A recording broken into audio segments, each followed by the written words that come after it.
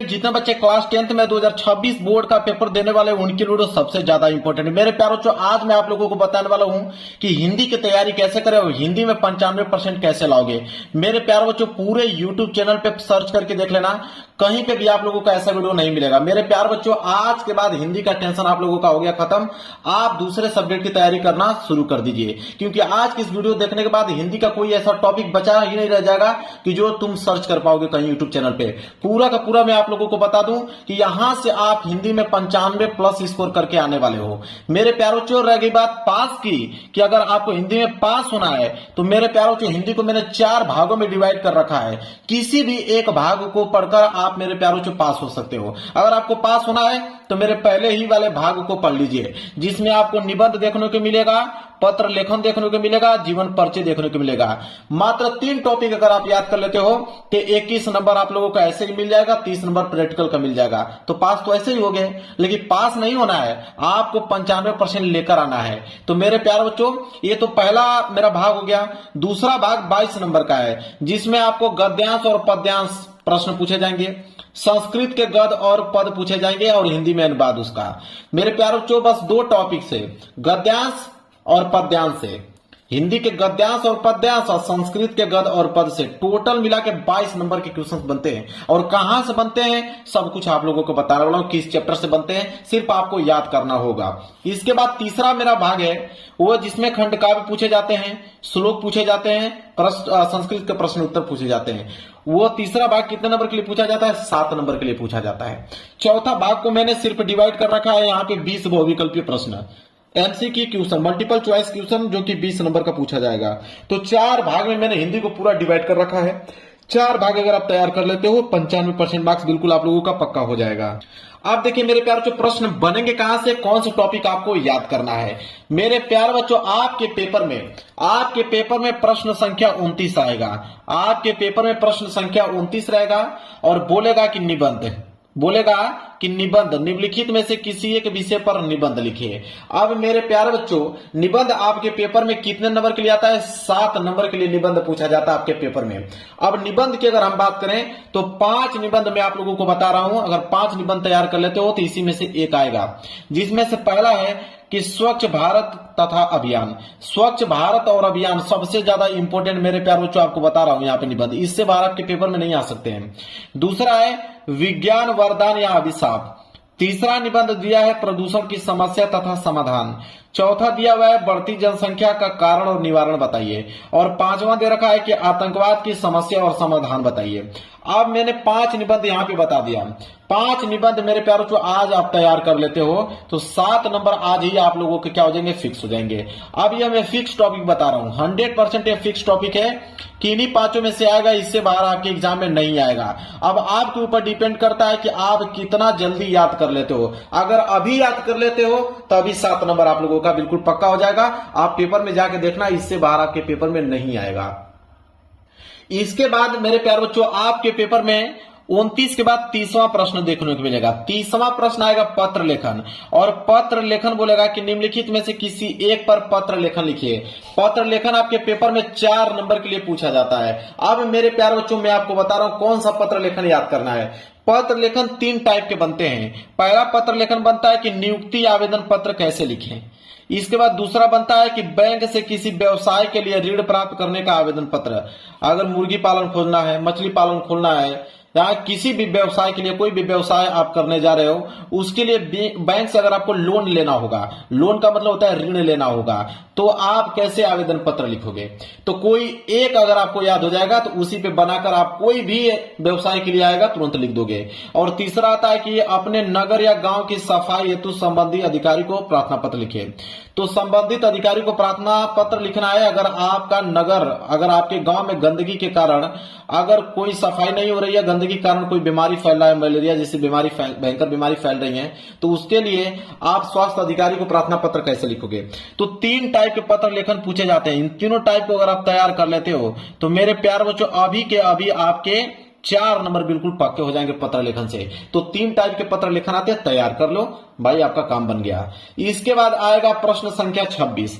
आपके पेपर में जब प्रश्न संख्या 26 का क देखोगे तो प्रश्न संख्या 26 का क रहेगा जीवन परिचय। वो भी जीवन परिचय किसका रहेगा? लेखक का जीवन परिचय रहेगा। अब मेरे प्यारों को कोई ऐसा विद्यार्थी नहीं होगा जिनको जीवन परिचय ना याद हो। जीवन परिचय 5 नंबर के लिए आपके पेपर में आता है और वो 5 नंबर मिलते हैं आपके 3+2 नंबर के हिसाब से। अब ऐसा क्यों होता है? 2 नंबर तो मिलता है आपका रचनाएं पे। अगर आप लेखक के रचनाएं नहीं लिखोगे तो 2 नंबर आपको नहीं मिलेगा। तो 2 नंबर तो आपके रचनाएं पे मिल जाता है और 3 नंबर जो मिलता है मेरे प्यार बच्चों वो जीवन परिचय पे मिलता है, जब उनका जीवन परिचय आप लिखते हो। तो कौन सा जीवन परिचय आपको याद करके जाना है? देखिए, मैं 3 ही जीवन परिचय आपको बताऊंगा। एक डॉक्टर राजेंद्र प्रसाद जी का बताऊंगा, जयशंकर प्रसाद जी का बताऊंगा, आचार्य रामचंद्र शुक्ल जी का बताऊंगा। अगर ये 3 जो जीवन परिचय अगर आपको याद है, मेरे प्यारों जो 100% गारंटी में लेता हूं कि इन्हीं तीनों में से एक ना एक आपको पेपर में जरूर से जरूर आएगा और 5 नंबर आज ही आप इसको पक्का कर पाओगे अगर आप याद कर लेते हो तो। इसके बाद 26 का ख आएगा।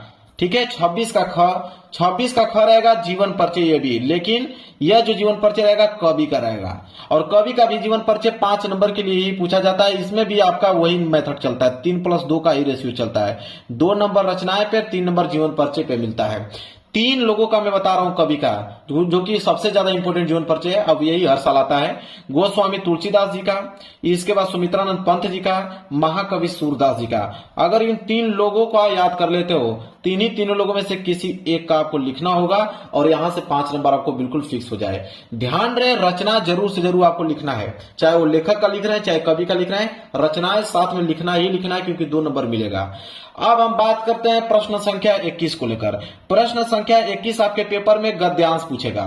गद्यांश में 6 नंबर के गद्यांश पूछे जाते हैं, क्योंकि एक गद्यांश दे देगा, उसके नीचे 3 प्रश्न रहेंगे और तीनों प्रश्न, एक प्रश्न 2 नंबर का रहेगा, तो 3 प्रश्न कितने नंबर के हो जाएंगे? 6 नंबर के हो जाएंगे। अब किस चैप्टर के गद्यांश पूछे जाते हैं मेरे प्यारे बच्चों? एक मित्रता चैप्टर है, दूसरा ममता चैप्टर, तीसरा यहाँ पे भारतीय संस्कृति चैप्टर। 3 चैप्टर का अगर बता दूं तो 95% मेरे प्यारों जो चांस है कि इन्हीं तीनों चैप्टर से पूछे जाते हैं। मैं आपको बता दूं कि 95% चांस है यहां से आने का, क्योंकि 95% यहां से आते हैं और 5% किसी अन्य आप लोगों के चैप्टर से आते हैं। तो कम से कम 95% अगर स्कोर करना चाहते हो गद्यांश के लोकेर, तो मेरे प्यार तो इन तीनों चैप्टरों के सारे महत्वपूर्ण गद्यांश आपको याद कर लेना है। और मैं अपने YouTube चैनल पे इनके महत्वपूर्ण गद्यांश करा चुका हूं और आगे भी करा दूंगा आप लोगों को। बस आप जाइए और लिख कर लेकर आइए, 6 नंबर आपको मिल जाएगा। इसके बाद मेरे प्यारे बच्चों आपके पेपर में आएगा प्रश्न संख्या 22 रहेगा महत्वपूर्ण पद्यांश। पद्यांश भी 6 नंबर के लिए पूछा जाता है, क्योंकि इसमें भी आपके 3 प्रश्न होते हैं, 2-2 नंबर के हिसाब से यहाँ पे आपको 6 नंबर मिल जाता है। अब किन लोगों का आपको पद्यांश तैयार करना है? 3 लोगों का बताता हूं, सूरदास जी का, इसके बाद तुलसीदास जी का, रामनरेश त्रिपाठी जी का।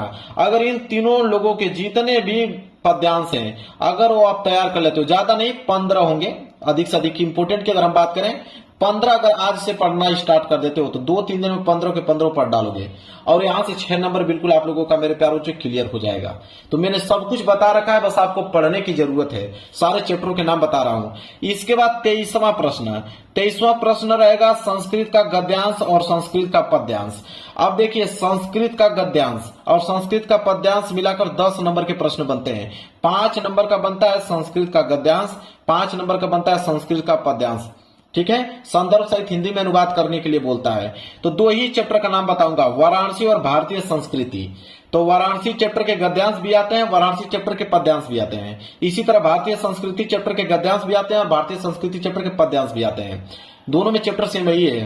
तो अगर आप तैयार कर लेते हो इनके महत्वपूर्ण गद्यांश और पद्यांश संस्कृत के, तो यहां से 10 नंबर बिल्कुल आपके मेरे प्यारे बच्चों पक्के हो जाएंगे। सब कुछ बता रहा हूं, बस आपको पढ़ना है मेरे प्यारे बच्चों। आज से अगर पढ़ना स्टार्ट कर देते हो, आप बताऊं कि 10 से लेकर 15 दिन के अंदर में सारे के सारे हिंदी के जितना टॉपिक सब तैयार कर पाओगे और 95% के लिए बिल्कुल तैयार हो जाओगे। अब आपके पेपर में आएगा मेरे प्यारे बच्चों प्रश्न संख्या 25। प्रश्न संख्या 25 रहेगा कि अपने पठित खंड काव्य के आधार पर निम्नलिखित प्रश्नों में से किसी एक का उत्तर दीजिए। 3 नंबर के लिए आएगा खंड काव्य। मेरे प्यारे बच्चों, मैं आपको बता दूं कि खंड काव्य जो होता है जिला वाइज आता है, जिला वाइज। अब आपको मालूम करना होगा कि आपके डिस्ट्रिक्ट में कौन सा खंड काव्य पूछा जाता है, वही पेपर में आपको करना होगा। जितने भी बच्चों को अगर नहीं मालूम है कि उनके डिस्ट्रिक्ट में कौन सा खंड काव्य पूछा जाता है तो कमेंट करें, मैं उत्तर बताऊंगा आप लोगों का। उसी कमेंट में आंसर आपको दे दूंगा कि आप किस डिस्ट्रिक्ट से बिलोंग करते हो तो आपको कौन सा खंड काव्य पढ़ना होगा, और वही एग्जाम में करना होगा। अगर आप दूसरा कर देते हो तो दूसरा कर दोगे तो आपको 0 नंबर मिलेंगे, काट लिए जाएंगे आपके नंबर। अब वैसे खंड काव्य बहुत पूछे जाते हैं, मुक्ति दूत होता है, ज्योति जवाहर होता है, सारे अलग अलग डिस्ट्रिक्ट में पूछे जाते हैं।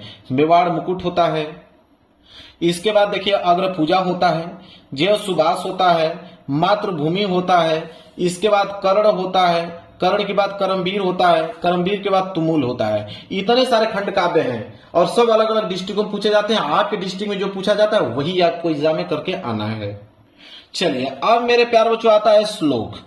अब श्लोक आपके एग्जाम में 2 नंबर के लिए श्लोक पूछा जाता है। प्रश्न संख्या 27 रहेगा, प्रश्न संख्या 27 श्लोक पूछा जाता है। मैं 2 श्लोक आपको बता देता हूं, 2 श्लोक याद कर लो, आज ही अभी आपको 2 नंबर क्लियर हो जाएगा। एक है आपका बंधम मरणम वापी जयो वापी पराजया उभयत्र समो वीरः वीर भाव ही वीरता। ये तो पहला हो गया। और दूसरा आपका जो श्लोक है वह सर्वे भवन्तु सुखिनम सर्वे सन्तु निराम्या सर्वे बद्याणु पश्यन्तु माँ कश्चित् दुख भाग भवेत्। ये दूसरा रहा। तो पहला और दूसरा 2 मैंने सिंपल श्लोक आपको बता दिया, नोट कर लो और अभी आपके तैयार हो जाएंगे। अब आएगा लास्ट मेरे प्यार जो बहुविकल्पीय प्रश्न। 20 नंबर का बहुविकल्पीय प्रश्न बनता है, जिसमें से 10 नंबर तो आपके सिर्फ 2 टॉपिक से बनता है, जिसमें से पहला टॉपिक है हिंदी का गद्य और दूसरा टॉपिक है हिंदी का पद। हिंदी के गद्य में आपको शुक्ल युग और शुक्लोत्तर युग से प्रश्न पूछे जाते हैं और हिंदी के पद में रीतिकाल और आधुनिक काल के प्रश्न पूछे जाते हैं। टोटल प्रश्नों की संख्या बताऊं 50। टोटल प्रश्नों की संख्या 50 है। 50 प्रश्न रटने में ज्यादा टाइम नहीं लगेगा, 4 ऑप्शन भी दिया रहता है, तुरंत आपके दिमाग में फिट हो जाएगा। 50 प्रश्न इंपोर्टेंट है, उनको अगर आप तैयार कर लेते हो 10 नंबर आपके हिंदी गद्य और हिंदी पद से तैयार हो जाएंगे। क्लियर है, मैं करा भी दूंगा आप लोगों को, वहां से आप नोट कर लीजिएगा। तीसरा टॉपिक आता है रस छंद अलंकार से 3 नंबर। देखिए रस से जैसे करुण रस हास्य रस, दोनों में से एक रस पूछेगा।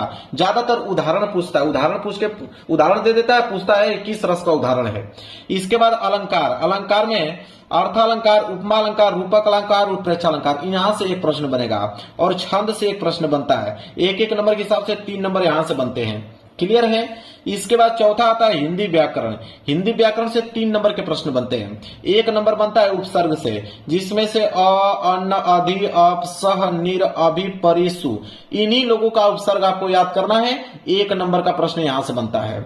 इसके बाद समास की अगर हम बात करें तो द्वंद्व समास, द्विगु समास, क्रमधारय समास, बहुव्रीहि समास, समास से 1 नंबर के प्रश्न बनते हैं। और 1 नंबर का जो प्रश्न बनता है या तो वो तद्भव पूछ लेगा, या तो आपसे तत्सम पूछ लेगा, या तो परवाची शब्द पूछ लेगा। इन तीनों लोगों में से कोई एक ही पूछेगा, चाहे वो जो भी पूछ ले, तत्सम पूछ ले, तद्भव पूछ ले, चाहे परवाची पूछ ले।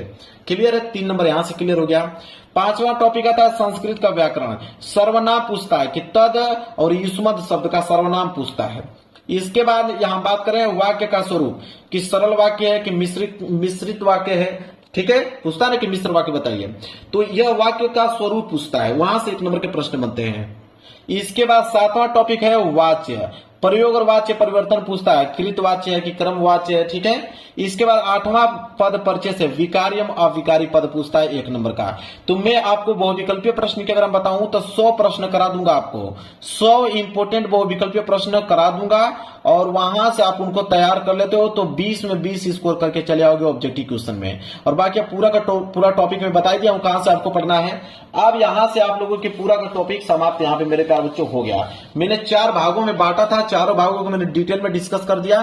95% आप बता रहा हूं कि अच्छा ही स्कोर करके आओगे, बस आप तैयार कर लेना। वीडियो पसंद आए तो वीडियो को लाइक कर देना, चैनल पे नए होगा तो चैनल को जरूर सब्सक्राइब कर लेना। मिलेंगे एक प्यार से नेक्स्ट वीडियो में, तब तक के लिए धन्यवाद।